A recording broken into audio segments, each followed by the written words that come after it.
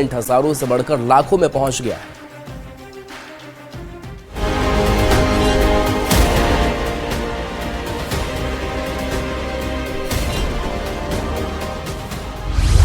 ₹35 लाख पर नाइट,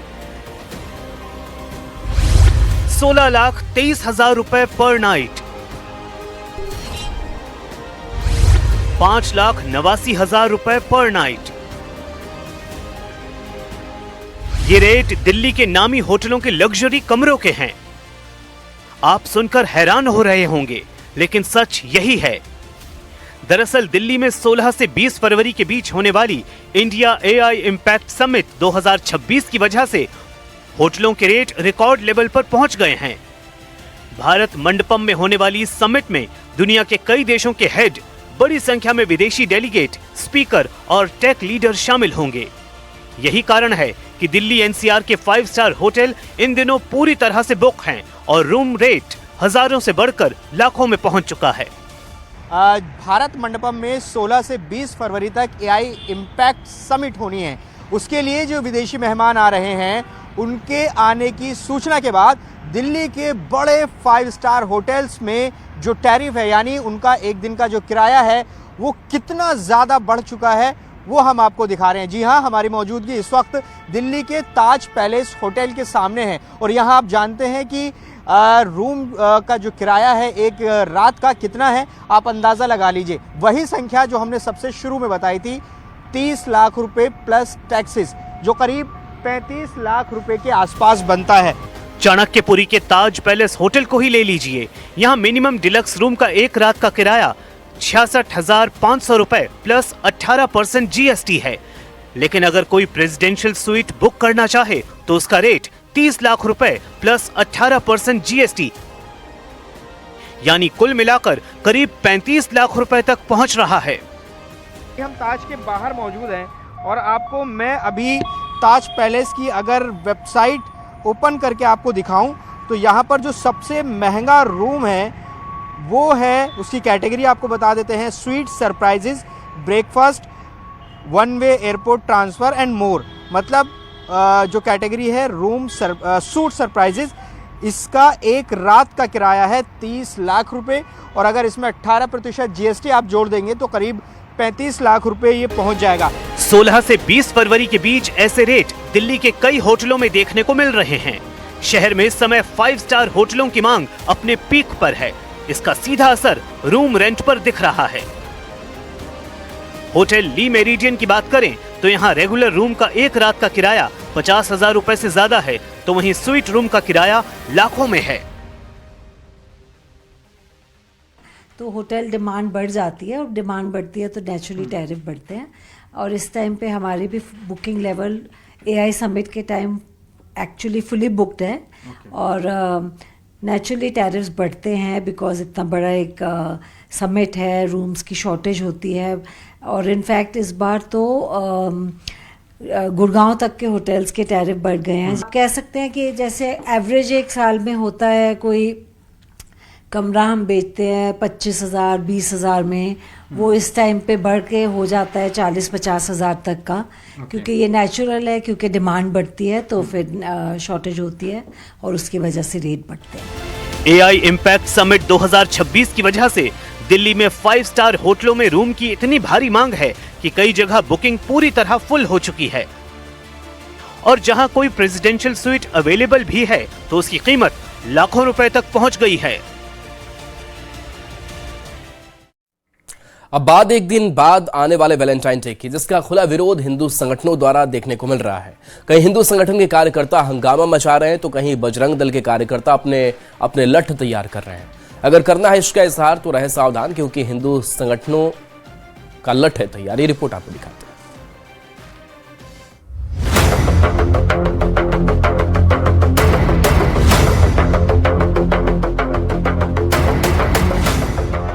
इश्क के इजहार का दिन, दो दिलों के प्यार का दिन, मोहब्बत में गुम हो जाने का दिन, 14 फरवरी यानी वैलेंटाइन डे, जिस दिन का इंतजार ना जाने कितने इश्कजादे कर रहे हैं। कोई प्रपोज करने के लिए तो कोई दिल का हाल बताने के लिए। लेकिन इश्क के इजहार वाले दिन पर धर्म के ठेकेदारों ने भी तैयारी करके रख दी है। तैयारी ऐसी की प्यार करने वाले जरा देख ले। अगर बाहर निकलना है, घूमना है, फिरना है, वैलेंटाइन डे मनाना है तो इन ठेकेदारों ने प्यार पर पहरा बिछा दिया है। लठ है तैयार और शस्त्रों का हो रहा है पूजन कि ये इश्क पड़ न जाए भारी। पहली तस्वीर इंदौर के NMIMS कॉलेज की है, जहां वैलेंटाइन डे इवेंट के दौरान जमकर बवाल देखने को मिला। आयोजन में हिंदू संगठन ने जमकर हंगामा किया तो दूसरी तरफ छत्तीसगढ़ की राजधानी रायपुर में बजरंग दल के कार्यकर्ताओं पदाधिकारियों ने शस्त्रों की पूजा करते हुए चेतावनी दी। तस्वीर इंदौर की है, जहां NMIMS कॉलेज में वैलेंटाइन डे इवेंट के दौरान हिंदू संगठन ने जमकर हंगामा किया और कॉलेज में तोड़फोड़ करते हुए कॉलेज पर गंभीर आरोप लगाए।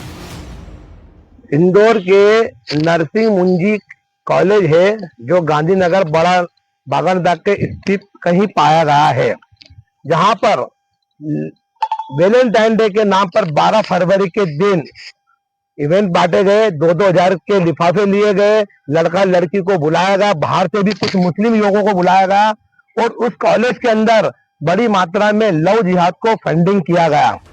इधर रायपुर के तेलीबांधा स्थित हनुमान मंदिर में आज बजरंग दल के कार्यकर्ताओं पदाधिकारियों ने शस्त्रों की पूजा की।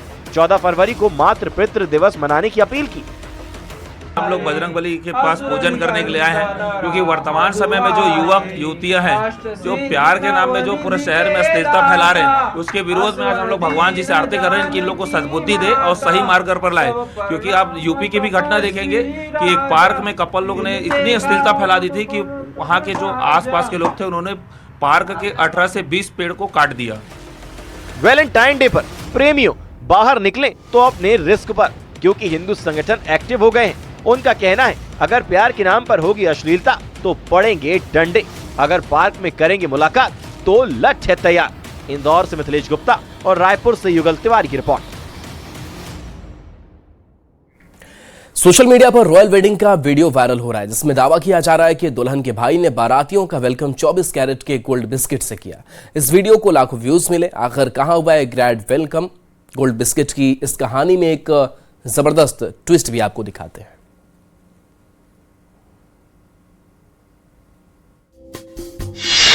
दुल्हन के भाई का अजब तोहफा, बारातियों का स्वागत गोल्ड से किया जाए। 24 कैरेट के गोल्ड के बिस्कुट, वीडियो वायरल, हकीकत क्या?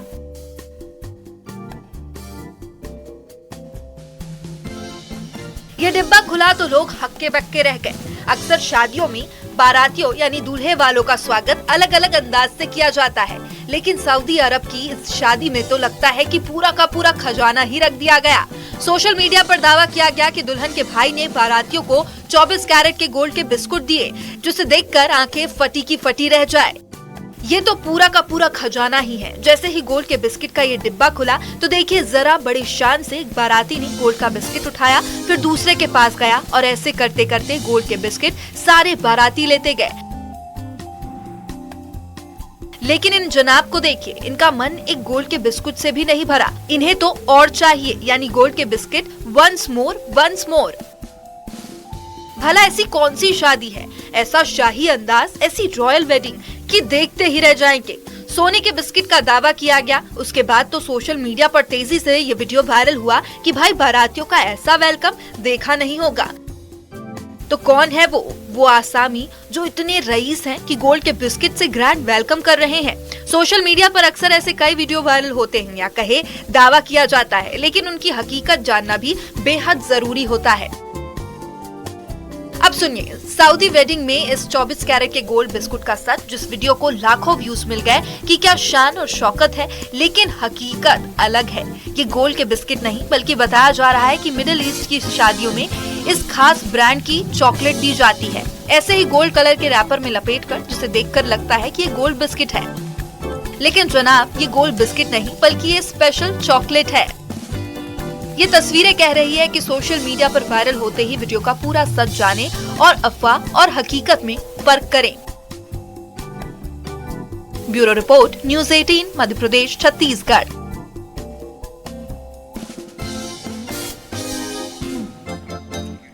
क्या आपने हवा में आलू उगलते देखा है उगते देखा है। आप भी सोच रहे होंगे कि आखिर ये कौन सी बला है, ये आलू है या कमाल है, क्योंकि ये शुगर फ्री आलू की 20 वैरायटी है। नीदरलैंड के ब्रीड तो अमेरिकन चिप्स आलू भी है।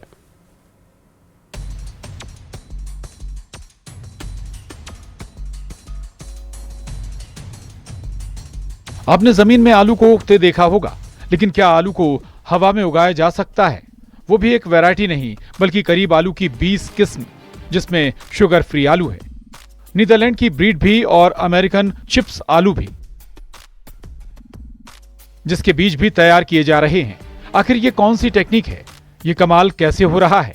तो आलू को इस अजीब तरीके से उगाने का ये कमाल कर दिखाया है ग्वालियर में राजमाता विजय राज की कृषि विश्वविद्यालय में।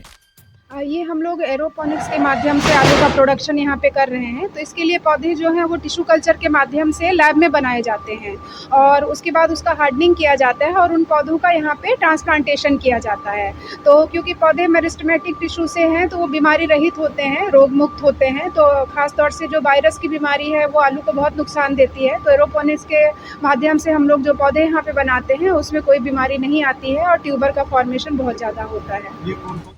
दावा किया जा रहा है कि कृषि विश्वविद्यालय की एरोपोनिक्स यूनिट में पानी के जरिए हवा में आलू उगाए जा रहे हैं, जो जल्द ही किसानों की किस्मत बदलने को तैयार हो जाएंगे। एरोपोनिक तकनीक का इस्तेमाल कर हवा में आलू उगाए जा रहे हैं। साथ ही देश के किसानों के लिए आलू के बीज तैयार किए गए हैं। इनमें नीदरलैंड के साथ साथ 20 किस्म में आलुओं के बीज उगाने का काम किया जा रहा है।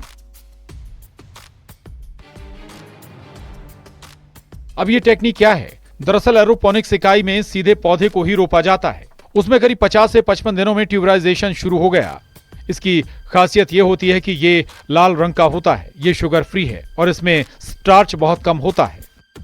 ये जो पौधे तैयार किए हुए हैं ये टिश्यू कल्चर लैब के अंदर रेडी किए हुए। टिश्यू कल्चर लैब में रेडी करने का मतलब ये है कि हम इसको डिसीज फ्री और रेजिस्टेंट बना रहे हैं, क्योंकि इसमें कोई भी प्रकार की बीमारियां नहीं आएगी। ये एरोपोनिक्स यूनिट है जो अपन कम जगह में बहुत सारे जो सीड्स होते हैं पोटैटो के या आलू के वो तैयार कर सकते हैं। इसमें क्या है कि जो अपन पूरा न्यूट्रिएंट्स पानी के थ्रू देते हैं, ना कि इसमें मिट्टी की जरूरत नहीं होती है, हवा में ही इसके सारे न्यूट्रिएंट होते हैं।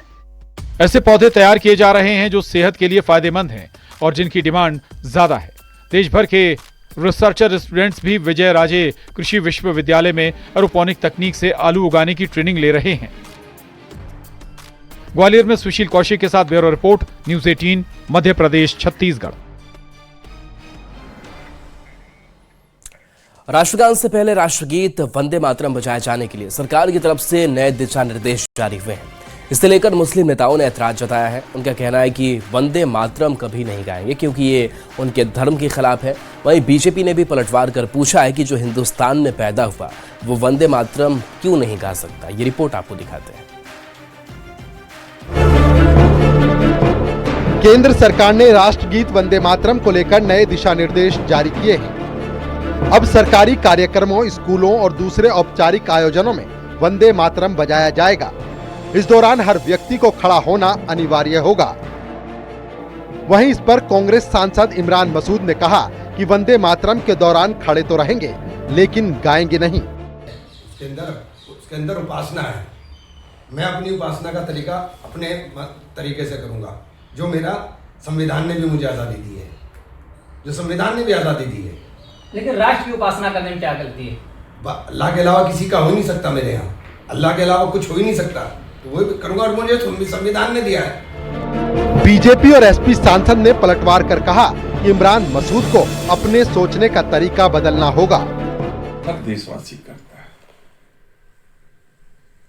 लेकिन हम लोग उससे पहले जो हमारा राष्ट्रगान था जनगण में, हम किसी भी कार्यक्रम की शुरुआत करते समय उसको सम्मान के साथ गाते हैं। तो इस तरीके की बात नहीं कहना चाहिए। इमरान मसूद को ये नहीं कहना चाहिए कि हम वंदे मातरम गीत नहीं गाएंगे। जब हिंदुस्तान में पैदा हुए तो क्यों नहीं गीत गाएं? उनको गीत गाना चाहिए। AIMIM नेता शोएब जमाई ने वंदे मातरम पर विवादित बयान दिया है। उन्होंने कहा कि गर्दन पर छुरी भी रख दी जाए तभी भी वंदे मातरम नहीं गाएंगे।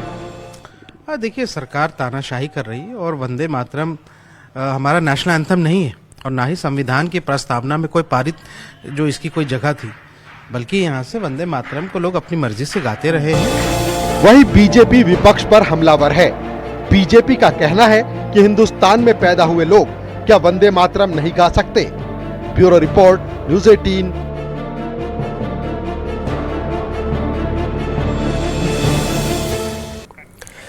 पश्चिम बंगाल में बन रही बाबरी मस्जिद के निर्माण से सियासी हवा गर्म हो गई। एक तरफ मस्जिद का निर्माण कराने वाले हुमायूं कबीर खुश हैं, तो दूसरी तरफ बीजेपी के बाबर के नाम से गुस्सा है। बीजेपी का कहना है कि बाबर के नाम पर तुष्टीकरण की राजनीति नहीं चलेगी। ये रिपोर्ट आपको दिखाते हैं।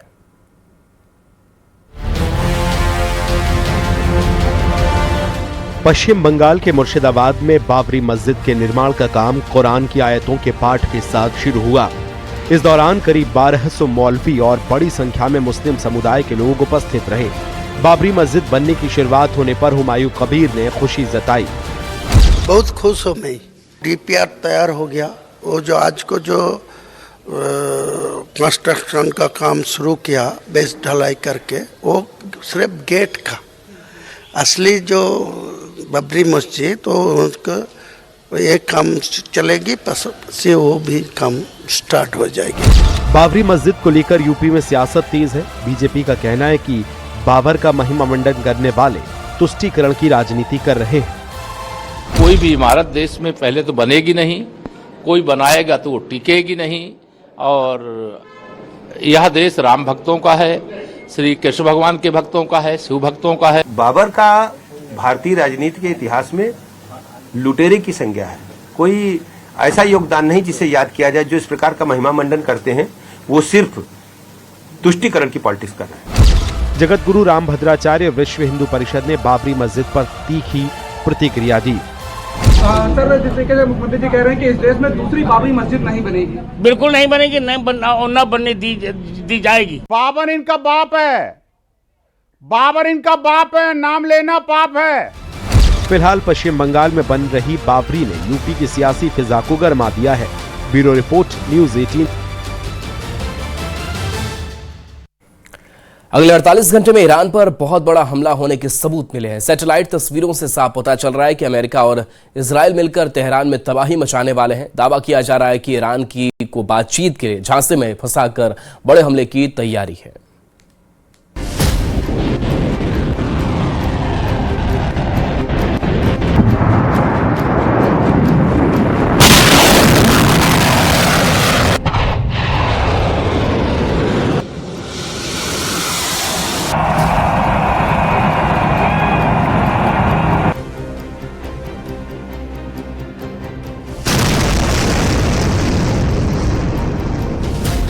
एक 180 मिनट में बना ईरान पर हमले का प्लान।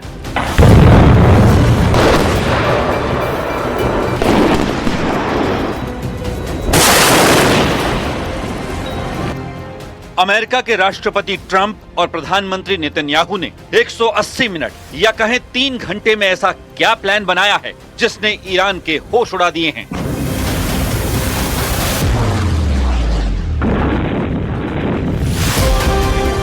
हमले को तैयार अमेरिका के 2 युद्धपोत। खबर तो यहां तक है कि अब अरब सागर में यूएसएस अब्राहम लिंकन विमान वाहक पोत के साथ एक और अमेरिकी युद्धपोत का बेड़ा ईरान पर हमला करने के लिए निकल चुका है।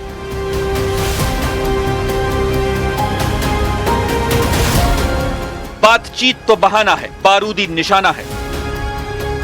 दावा तो यहां तक किया जा रहा है कि ईरान को बातचीत का झांसा देकर ईरान पर बारूदी हमले की तैयारियां आखिरी दौर में पहुंच चुकी हैं।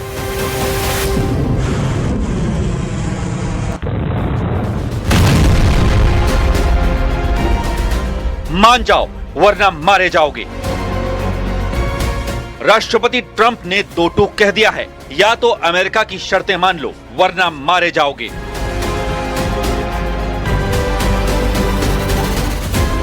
अड़तालीस घंटे में खामेनेई की खोद देंगे कब्र। खुफिया सूत्रों का यहां तक दावा है कि अगर ईरान नहीं माना तो न सिर्फ 48 घंटे में ईरान के परमाणु और मिसाइल ठिकानों पर हमले होंगे, बल्कि खामेनेई की भी सत्ता उखाड़ी जा सकती है।